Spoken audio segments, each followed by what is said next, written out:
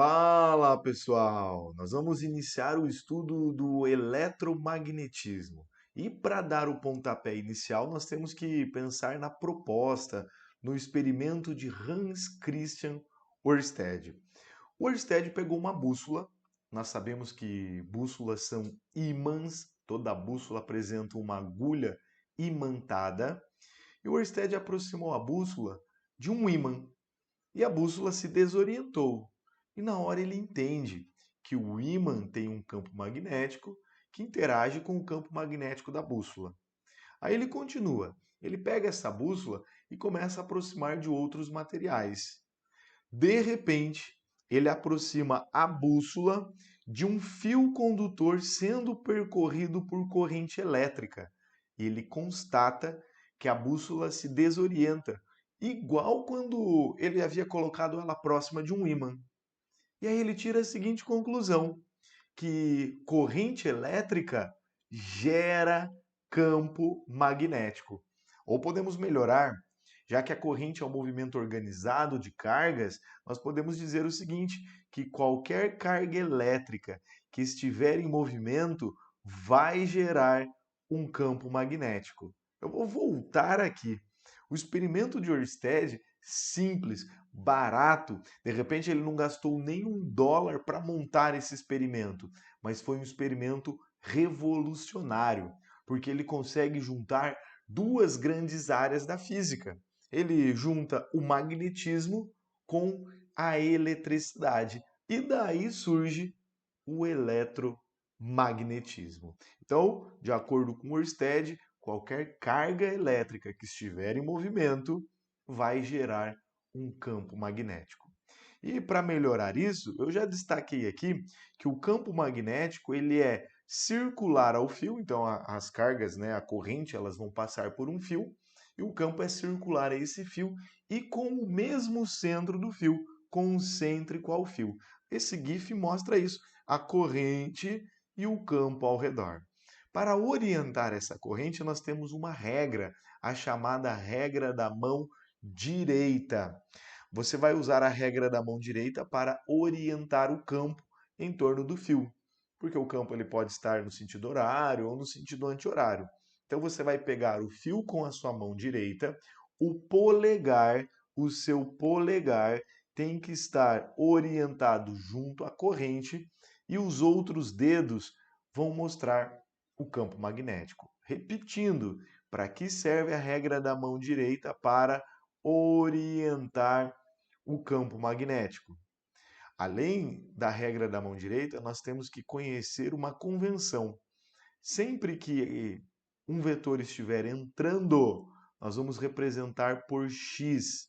Sempre que um vetor estiver saindo, nós vamos representar por bolinha. Entrou xizinho, saiu bolinha. Juntando então a regra da mão direita com essa nomenclatura, vamos a esse exemplo. Nós temos aqui na letra A e na letra B fios, e eu quero saber como é que está o campo nesse ponto P. Como é que está o campo nesse ponto P? Então vamos lá, para a letra A, o ponto P próximo ao fio, para saber como é que está o campo, eu vou pegar o fio com o polegar indicando a corrente e os meus dedos lá no ponto P, eles estão entrando. Então aqui no ponto P os meus dedos estão entrando. Então eu posso representar o campo magnético aqui no ponto P por x. Então o campo está entrando no ponto P. Repito, o ponto P próximo do fio. O fio gera um campo. Como é que está o campo nesse ponto P? Entrando. Aqui na letra B, a corrente agora, o fio, né? Corrente subindo. Vamos pegar o fio com o polegar orientado pela corrente. Aí os dedos vão contornar o fio e eles estão saindo aqui do ponto P. Eles estão saindo do ponto P. Como é que a gente representa saindo? Por bolinha. Então, o campo magnético aqui no ponto P está saindo. De acordo com Ørsted, corrente gera campo magnético. Como é que está o campo? Circular e concêntrico ao fio. Como é que você orienta esse campo? Usando a regra da mão direita e não esqueça da nomenclatura. Entrou é xizinho, saiu é bolinha. E assim nós aplicamos os detalhes aqui nesse exemplo. Continuando, os fios eles podem estar esticados, eles podem estar enrolados, então nós temos algumas configurações. Nós temos aqui, ó, o fio retilíneo. Então aqui o fio retilíneo e aqui eu tenho um ponto qualquer. Como está o campo aqui nesse ponto? Ah, eu posso orientar pela regra da mão direita. Sim, mas o campo magnético é um vetor. Então ele tem a questão da orientação, mas ele também tem um módulo. O módulo do campo magnético, gerado por um fio retilíneo, é dado por essa expressão.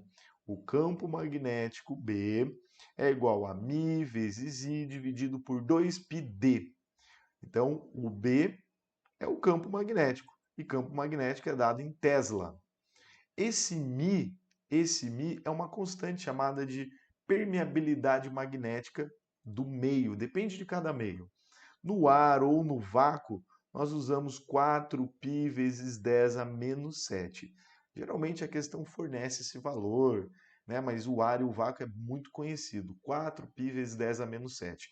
Se for um outro meio, se de repente a questão falar que a situação ocorre na água ou em um outro meio qualquer, ela vai te fornecer o valor da permeabilidade magnética. O I é a corrente elétrica e o D é a distância em relação ao fio. Essa equação, ela também é conhecida como equação de Biot-Savart. B é igual a μ vezes I dividido por 2πd. Além do fio retilíneo, aqui ó, o fio retilíneo, nós temos o fio circular, a chamada espira circular. Veja, o fio circular. Lá no centro do fio, nós temos um campo magnético. E esse campo magnético tem o módulo dado por essa expressão aqui, ó. μ vezes I dividido por 2 vezes o R. Bom, o μ é a constante, né? Se for no ar ou no vácuo, 4π vezes 10 a menos 7. O I é a corrente e agora esse R é o raio do fio circular, né? Já que é uma circunferência, toda circunferência tem um raio. Quando você olha para a face da espira, essa face tem um comportamento magnético. Grava que sempre que a corrente estiver no sentido horário, a face vista de frente da espira tem comportamento de polo sul. Sempre que a corrente estiver na espira circular no sentido anti-horário, nós temos que a face da espira tem comportamento de polo norte. E por fim, nós temos o enrolamento de fios. Então, se você pega um fio, enrola, enrola, enrola, você tem o chamado solenoide, que também é muito conhecido como eletroímã. Para calcular o campo magnético no interior de um solenoide, nós usamos essa expressão, μ vezes I vezes N sobre L, onde o N é o número de voltas, né? O solenoide, né, tem vários enrolamentos, esse N é o número de enrolamentos, e L é o comprimento do solenoide. Atenção, aqui é um solenoide, um enrolamento de fios, um enrolamento, nesse exemplo, em torno de um núcleo. Esse núcleo ferromagnético, ele intensifica o campo magnético, ele aumenta o campo magnético no interior do solenoide. E para orientar o campo magnético no interior desse solenoide ou desse eletroímã, nós usamos a regra da mão direita, mas cuidado. Veja que o fio ele tem duas extremidades, né? Tem uma extremidade que está na parte da frente do núcleo e tem uma outra extremidade que está na parte de trás do núcleo. Você não vai aplicar a regra da mão direita na ponta que está lá atrás do fio. Você vai usar a regra, vai aplicar a regra utilizando a ponta do fio que está na frente do solenoide. Então, o polegar indicando a corrente está descendo, o campo está entrando aqui.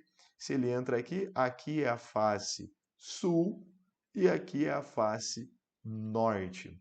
lá no interior do solenoide, lá dentro, ó, lá no interior do solenoide, nós temos que o campo magnético é considerado uniforme.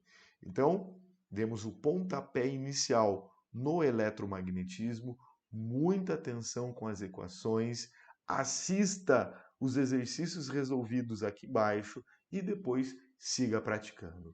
Muito obrigado pela atenção, bons estudos e até o futuro!